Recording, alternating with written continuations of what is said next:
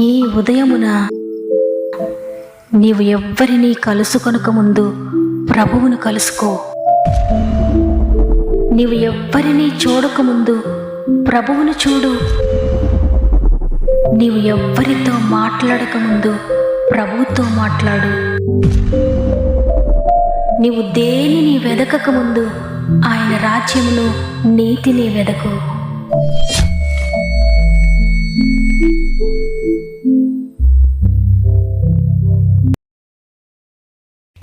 Praise the lord. మరి ఒక నూతన ఉదయాన గాడ్ ఫస్ట్ అనే వాగ్దాన కార్యక్రమానికి మిమ్మల్ని అందరినీ హృదయపూర్వకంగా ఆహ్వానిస్తూ ప్రభువును రక్షకుడైన యేసుక్రీస్తు వారి అతి పరిశుద్ధమైన నామములో నా యొక్క ప్రత్యేకమైన శుభములు మీ అందరికీ తెలియజేస్తున్నాను. దేవుని బిడ్డలారా, ఈ ఉదయాన మీరు, మీ కుటుంబాలు, మీ పరిస్థితులన్నీ ఎలా ఉన్నాయి? మీరంతా బాగున్నారని, దేవుని కృపలో మీరంతా వర్ధిల్లుతున్నారని, మీ పరిస్థితులన్నిటిలో దేవుడు మీకు తోడుగా ఉంటున్నారని నమ్ముతున్నాను. ఎందుకంటే ఎవరైతే దేవుని వాక్యంపై ఆధారపడతారో వారిని ఎప్పుడు కూడా దేవుడు విడిచిపెట్టడు. వాక్యమును ఆధారం చేసుకుని వాక్య ప్రకారంగా జీవిస్తున్న వారందరికీ దేవుడు సహాయకుడుగా ఉంటాడు. ఆ వాక్యమే వారిని నడిపిస్తుంది. ఆ వాక్యం ఎంత శక్తివంతమైందంటే వారి జీవితంలో ఉన్న ప్రతి సంఖ్యలను కూడా ఆ వాక్యము తెంపివేస్తుంది. వారి జీవితంలో ప్రతి ఆటంకమును కూడా నిర్వీర్యం చేస్తుంది. వారు ఎక్కడ పడిపోతున్నారో, ఏ విషయంలో నష్టపోతున్నారో ప్రతి నష్టాన్ని కూడా రెస్టోర్ చేసి వారి జీవితాన్ని అద్భుతకరంగా ముందుకు నడిపిస్తుంది దేవుని వాక్యము. అందువల్ల దేవుని మాటపై ఆధారపడండి. ఉదయాన్నే దేవుని వాక్కుతో, ప్రార్థనతో మీ దినమును ప్రారంభించండి. అద్భుతకరమైన దేవుని సహాయాన్ని పొందుకోండి. అదేవిధంగా ప్రతి దినము నేను మీతో మాట్లాడుతున్నట్లుగా తప్పకుండా మీ ప్రార్థన విన్నపములకు తెలియచేయండి. మానక మీ కొరకు ప్రార్థిస్తున్నాం. సృష్టికర్త చేతులకు అప్పగిస్తున్నాను, భయపడకండి. దేవుని బట్టి ధైర్యం తెచ్చుకోండి. సమస్త మహిమ, ఘనత, ప్రభావంలో దేవునికి చెల్లునుగాక. ఈరోజు దేవుడు మనకు అనుగ్రహిస్తున్న శ్రేష్టమైన వాగ్దానం యోహాను సువార్త 14వ అధ్యాయము 14వ వచనము. నా నామమున మీరు నన్నేమి అడిగినను నేను చేతును. ఆమెన్. ఈరోజు దేవుడు స్పష్టంగా మనకు తెలియజేస్తున్న విషయం ఏంటంటే, ఇంత పెద్దది దేవుణ్ణి అడగొచ్చా? ఈ పాప సంబంధమైనది దేవుని అడగొచ్చా? ఈ పాపం విషయంలో దేవునికి ప్రార్థించొచ్చా? ఎవ్వరికీ చెప్పలేని ఈ పరిస్థితిని నేను దేవునికి చెప్పొచ్చా? ఆయనను అడగొచ్చా? ఆయన నా జీవితంలో కార్యం జరిగిస్తారా అని ఒకవేళ ఎవరైనా మీరు అనుకుంటూ ఉంటే, ఈరోజు దేవుడు నీకు చెప్తూ ఉన్నారు, నా నామమున మీరు నన్నేమి అడిగినా నేను చేస్తాను. అది చిన్నదా లేక పెద్దదా? అది ఎవరు చేయలేనిదా, చేయగలిగిందా? ఇది మనుషులకు అసాధ్యం కాబట్టి దేవునికి కూడా అసాధ్యమై ఉంటుందేమో. ఆయన మాత్రం ఇంత భయంకరమైనది ఎలా చేయగలుగుతారు? ఆయనకి ఎట్లా సాధ్యమవుతుంది అని మీరు అనుకుంటున్నారేమో. అయితే దేవుడు ఈరోజు మీకు తెలియజేస్తున్న విషయం ఏంటంటే, మీరు అడుగుతున్నది ఎంత పెద్దది, ఎంత చిన్నది కాదు. మీరెంత పెద్ద విశ్వాసంతో అడుగుతున్నారు, ఎంత నమ్మికతో అడుగుతున్నారు. మీ నమ్మిక చిన్నదా పెద్దదా అనేది మాత్రమే ఆయన చూస్తున్నాడు. మీరెంత పెద్ద విషయం అడిగినా, ఈ లోకంలో ఎవ్వరికీ సాధ్యం కానిది మీరు అడుగుతూ ఉన్నా, మీ హృదయంలో గనుక విశ్వాసంతో ఆ నామము బలమైనది, యేసునామం అన్ని నామముల కన్నా పైన ఉన్నది, ఆ నామమునికి అసాధ్యమైనది ఏదీ లేదు, ఏదైనా నా జీవితంలో ఆయన చేయగలరు అనే విశ్వాసంతో నువ్వు అడిగితే, నీ విశ్వాస పరిమాణాన్ని బట్టి మాత్రమే ఆయన నీ జీవితంలో కార్యం జరిగిస్తాడు. ఎందుకంటే యేసునామమునకు అసాధ్యమైంది ఏదీ లేదు. నమ్మిన వారందరి జీవితాల్లో అద్భుతాలు జరిగిస్తుంది ఆ నామము. చూడండి, సామెతల గ్రంథము 18వ అధ్యాయము 10వ వచనంలో వ్రాయబడి ఉంది, యెహోవా నామము బలమైన దుర్గము, నీతిమంతుడు అందులోనికి పరుగెత్తి సురక్షితంగా ఉండును. చూడండి, ఎంత అద్భుతకరమైన నామమును మనం కలిగి ఉన్నాం. ఆ నామము బలమైన దుర్గం అంట. ఇంగ్లీష్లో వ్రాయబడి ఉంది, బలమైన దుర్గము అంటే స్ట్రాంగ్ టవర్ అని. మనం ప్రతి చోట, ప్రతి ఊర్లో చూస్తున్నాం కదా టవర్స్ని. జియో, ఎయిర్టెల్, ఈ విధంగా అనేక టవర్స్ మన ఎదుట కనబడతాయి. అవి మనకు అందనంత ఎత్తులో ఉంటాయి, చాలా స్ట్రాంగ్గా ఉంటాయి. అవి చేయడానికి చాలా రోజులు తీసుకుంటారు, చాలామంది కలిసి దాన్ని తయారు చేస్తారు. మనుషులు దాని మీదకి ఎక్కితే మనకి చాలా చిన్నవారుగా కనిపిస్తూ ఉంటారు. అంటే ఆ టవర్ చాలా పెద్దగా ఎత్తుగా ఉంటుంది. ఇక్కడ భక్తుడు యేసునామమును స్ట్రాంగ్ టవర్తో పోల్చాడు. అంటే ఆ నామము ఎంత బలమైనదో మనం తెలుసుకోవడానికి దాన్ని బట్టి మనకు అర్థమవుతుంది. ఏదైనా ఆపద కలిగినప్పుడు, కష్టం కలిగినప్పుడు, బాధ కలిగినప్పుడు, ఎవరితో చెప్పుకోవాలో తెలియనప్పుడు, ఎవరు సహాయం చేసేవారు లేనప్పుడు నీతిమంతుడు అందులోనికి పరిగెత్తి సురక్షితంగా ఉంటాడంట. నీతిమంతుడంటే ప్రభు రక్తంలో తన పాపములు కడుక్కున్నవారు, యేసు నామమందు విశ్వాసం ఉంచిన వారు, ఆయన నామమును ఆశ్రయించిన వారు. ఆ నామం ఎంత శక్తి కలిగినదో వారు రుచి చూచి తెలుసుకుంటారో. కాబట్టి వారికి తెలుసు ఆ నామం ఎంత అద్భుతాలు చేస్తుందో. అందుకే వారికి ఆపద కలిగినప్పుడు పరిగెత్తుకుంటూ అందులోనికి వెళ్ళి సురక్షితంగా ఉంటారు. ఆ నామములో దాగుకున్న వారికి ఇక హాని లేదు, ఎవ్వరూ వారిని ముట్టలేరు. ఎందుకంటే వారికి ఒక టవర్లా రక్షణగా ఉంటుంది ఆ నామము. ఆ నామము నెరిగిన వారి జీవితాల్లో అద్భుతాలు జరుగుతాయి. అపోస్తలుల కార్యములు 3వ అధ్యాయం మొదటి నుండి మనం చదివితే, పేతురు యోహానులు దేవాలయంకి ఎక్కి వెళుతూ ఉండగా పుట్టినది మొదలుకొని కుంటివాడైన ఒక మనుషుడు మోసుకొని పోబడుతూ ఉంటాడు. అతను దేవాలయంలో వెళ్ళి వారందరినీ భిక్షం అడుగుతూ ఉంటాడు. పేతురు యోహానులు దేవాలయంలో ప్రవేశిస్తూ ఉన్నప్పుడు వాడు చూచి వారిని కూడా భిక్షం అడుగుతూ ఉంటాడు. అప్పుడు పేతురు, మా యొద్ద వెండి బంగారంలో లేవు గాని నాకు కలిగినదే నీకిచ్చుచున్నాను, నజరేయుడని యేసుక్రీస్తు నామమున నడుమని చెప్పి వాని కుడి చెయ్యి పట్టుకొని లేవనెత్తెను. వెంటనే వాని పాదములను చేలమండులను బలము పొందెను. వాడు దిగ్గున లేచి నిలిచి నడిచెను. నడుచుచు గంతులు వేయుచు దేవుని స్తుతించుచు వారితో కూడా దేవాలయంలోనికి వెళ్ళెను. చూడండి, ఎంత అద్భుతకరమైన నామం అది. ఎవరైతే ఆ నామం ముందు విశ్వాసం ఉంచుతారో, ఎవరైతే విశ్వాసముతో ఆయనను అడుగుతారో, ప్రతిదీ కూడా ఆయన తప్పక జరిగిస్తాడు. అందుకే ఈరోజు దేవుడు మాట్లాడుతున్నారు, నా నామమున మీరు నన్నేమి అడిగినా నేను దాన్ని చేస్తానని. కాబట్టి ఈరోజు ఈ మాటలు వింటున్న ప్రియ దేవుని బిడ్డలారా, మీరు ఇంతవరకు ఆ నామం యొక్క శక్తి తెలుసుకోలేదేమో, క్రీస్తు నామము ఎన్ని అద్భుతాలు చేస్తుందో మీకు తెలియదేమో. అయితే రుచి చూచి తెలుసుకోండి ఆయన నామమును.